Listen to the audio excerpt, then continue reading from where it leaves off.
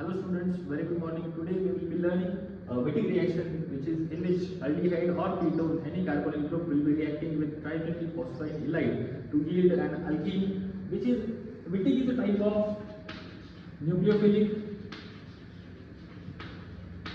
addition and elimination reaction. So Wittig contains two steps. Firstly, there will be nucleophilic addition, and secondly, there will be elimination reaction.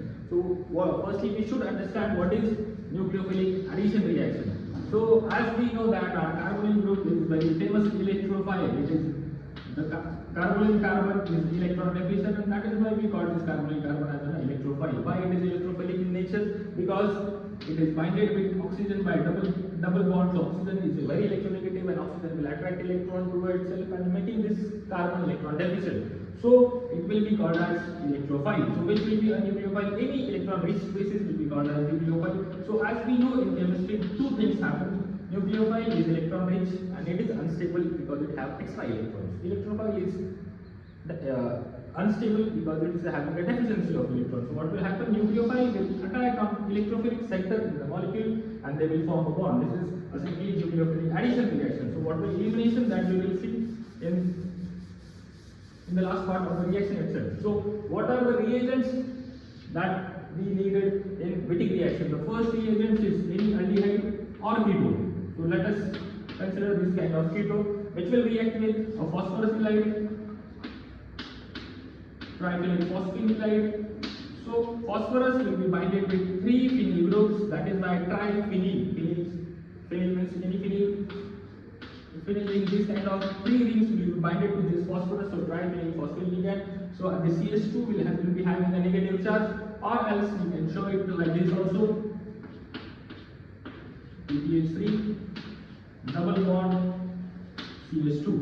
But more clearly or more specifically, to react it, we can show it into this manner. So what will happen in this reaction is, so there will be one electrophile, there will be a nucleophile. So nucleophile will attack on electrophile. So as we know that this is the electrophilic center, so this will be a electrophile. So which will be our nucleophile? There is no question that this will be our nucleophile. So what will happen in the first step is this nucleophilic carbon, because it is having a negative charge.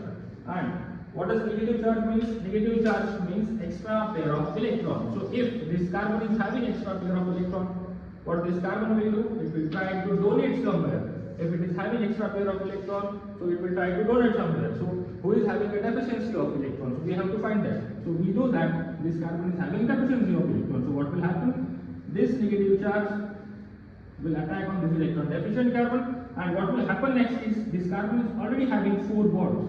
So it is not possible to have a 5th bond. So simultaneously what we have to do, while these 2 electrons are attacking on this carbon, we should shift these 2 electrons onto this oxygen. Why we are doing this?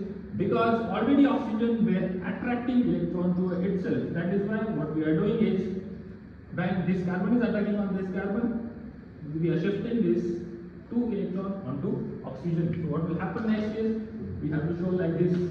O will have 2 extra electrons, like that we are showing here. So we have to show a negative charge, and this carbon now they will form a new bond. I will show it by this chalk, CH2, because this is a new bond, and these 2 CH3, this will be 1 CH3, this will be 1 CH3, this CH3 were already present over there. So here we are already having PPH3 plus, which I should show by a white chalk.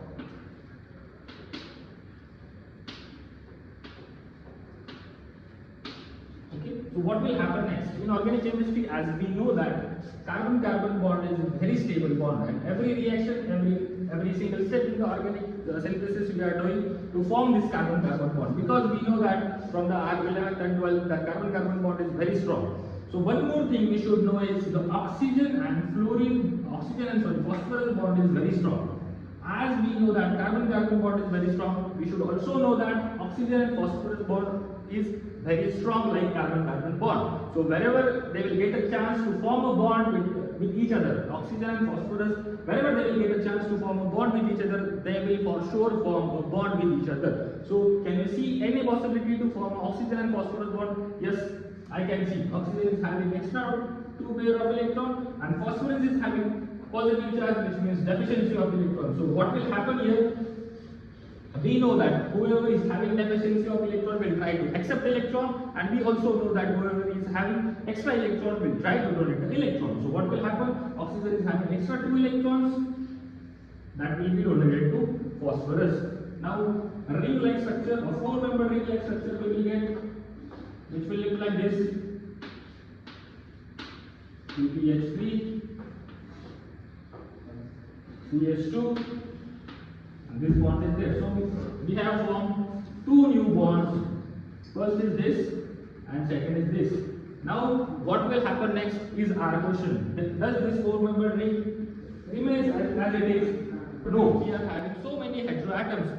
First is oxygen, second is phosphorus, and which are heteroatoms which also have low pair of electron, and because of which it is making this ring very unstable.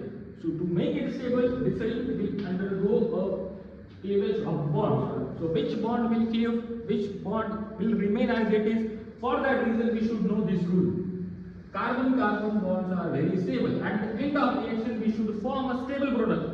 So here we should remember that we should not break a carbon-carbon bond.